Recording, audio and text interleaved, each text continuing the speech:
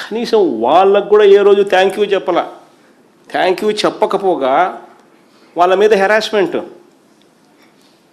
సచివాలయ ఉద్యోగులు దాదాపుగా 50-60 మంది చచ్చిపోయినారు, ఆత్మహత్యలు చేసుకున్నారు.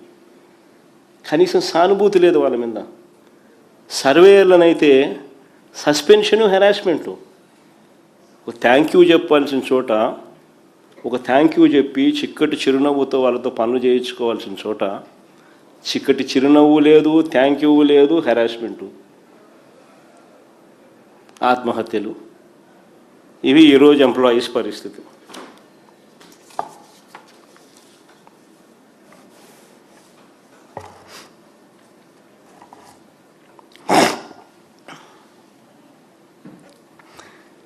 ఇలా తానిచ్చిన హామీలు మోసంగా చేసి అమలు చేయకుండా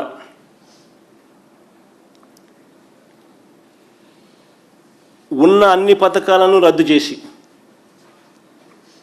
ఒకవైపున తాను ఇచ్చిన హామీలన్నీ అమలు చేయకుండా మోసం చేశాడు, మరోవైపున తాను ఇచ్చిన పథకాలన్నీ రద్దు చేసినాడు, మా ప్రభుత్వంలో ఉన్న పథకాలన్నీ రద్దు చేసినాడు.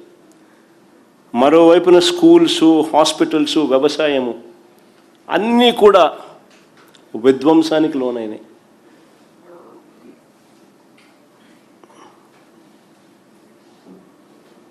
ఇలాంటి పరిస్థితుల్లో ఏమంటాడు చంద్రబాబు నాయుడు?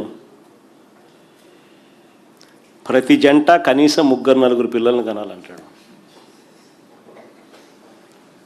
ప్రతి జంట కనీసం 3-4 పిల్లలను కనాలంటాడు. ఇలాంటి పరిస్థితుల్లో ఇవాళ చంద్రబాబు గారి పాలనలో పాలు తాగినా నీళ్లు తాగినా చనిపోతూ ఉన్నారు.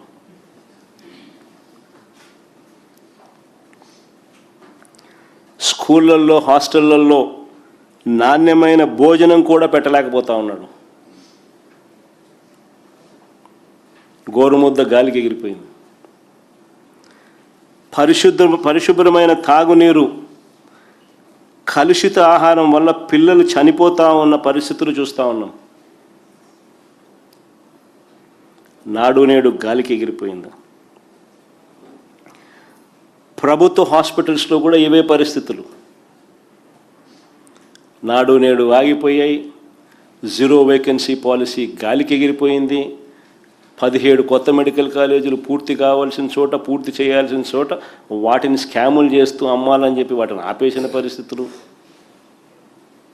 ఫ్యామిలీ డాక్టర్ లేదు, విలేజ్ క్లినిక్లు నిర్వీర్యం.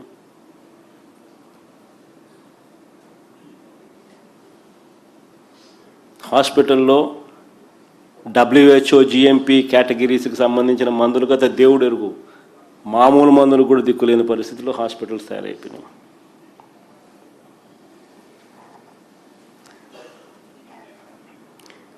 బడులలో ఇంగ్లీష్ మీడియం,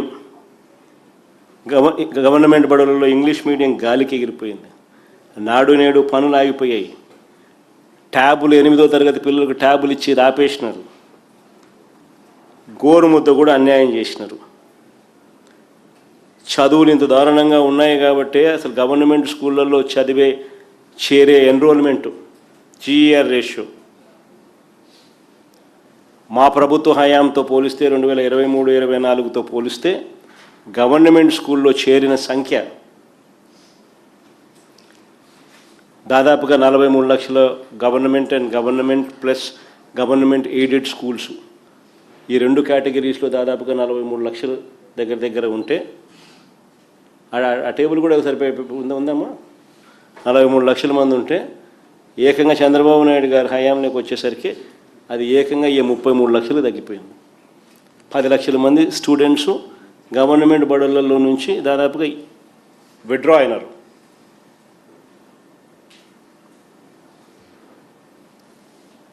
$10 లక్షలు, 8 లక్షలు ఏదో నెంబర్ కరెక్ట్గా నాకు గుర్తులేదు, కానీ ఆ నెంబర్స్ మళ్ళీ ఒకసారి చూడండి. మంచి చదువులు లేవు, మంచి వైద్యం లేదు. వ్యవసాయం అనేది రైతులకు ఈరోజు గుదిబండగా మార్చినాడు చంద్రబాబు నాయుడు. ఏ పంటకు గిట్టుబాటు ధరలు రాని పరిస్థితి. ఇలాంటి పరిస్థితుల్లో చంద్రబాబు నాయుడు గారు ఇస్తానన్న నిరుద్యోగ భృతి ఇవ్వడు, అమలు చేస్తానన్న సూపర్ 6, సూపర్ 7 అమలు చేయడు. పైగా మా ప్రభుత్వంలో ఉన్న పథకాలన్నీ రద్దు చేసినాడు. ప్రజల జీవన ప్రమాణాలను కనీసం పెంచకుండా, పట్టించుకోకుండా, మహిళలకు తానిచ్చిన హామీలు అమలుకు దిక్కులేని పరిస్థితిలో ఈరోజు రాష్ట్రం ఉంటే చంద్రబాబు నాయుడు ఏమంటాడు? ఎడాపెడా ఒక్కొక్కరు 3, 4 పిల్లలను కనండి అని అంటాడు.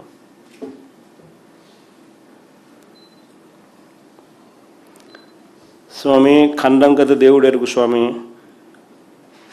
చంద్రన్న పెళ్లి కానీ మేనిఫెస్టోలో పెట్టినావు.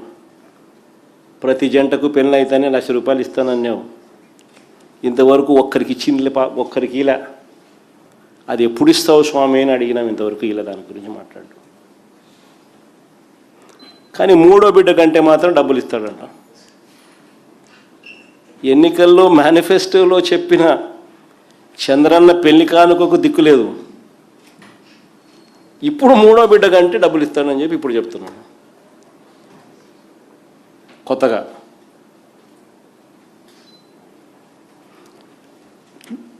సార్, చంద్రబాబు నాయుడు గారు అనే వ్యక్తి నిజంగా అబద్ధలాడడంలోనూ మోసం చేయడంలోనూ అసలు కళ్ళార్పడు. అసలు ఇలాంటి వ్యక్తి చాలా అరుదుగా పుడతారు కొంతమంది. అంటే ఈయనకు కరెక్ట్గా పుట్టినోడు మళ్ళీ లోకేష్ కూడా అట్టే ఉన్నాడు అనుకో, అది వేరే విషయం. బట్ చాలా అంటే వీళ్ళు ఇది చాలా అన్యాయస్తులు. వీళ్ళు ఇంత అన్యాయంగా ఎవరు పుట్టరు. నిజంగా గొప్ప సంగతి వీళ్ళ కథ. మహిళల జోలికి వస్తే ఈ మనుషులు ఏమంటాడు? మాటలు మాత్రం. మహిళల జోలికి వస్తే తాట తీస్తానంటాడు. ఈ మధ్యకాలంలో ఆయన స్టేట్మెంట్లు. మహిళల జోలికి వస్తే అదే ఆఖరి రోజు అవుతుందని చంద్రబాబు నాయుడు గారు డైలాగుల మీద డైలాగులు ఈ మధ్యకాలంలో మనం అంతా చూసే ఉంటాం. ఈయన సినిమా డైలాగులు కాదు, ఆయన చంద్రబాబు డైలాగులు. ఈయన మహిళలపై దారుణాలకు పాల్పడ్డ తన పార్టీకి చెందిన వారిపై ఇదే చంద్రబాబు నాయుడిని అడుగుతా ఉన్నా, ఎంతమందిపై నువ్వు చర్యలు తీసుకున్నావు చంద్రబాబు అని. ఇంత డైలాగులు కొడతా ఉన్నావు. మహిళల జోలికి వస్తే తాట తీస్తానన్నావు.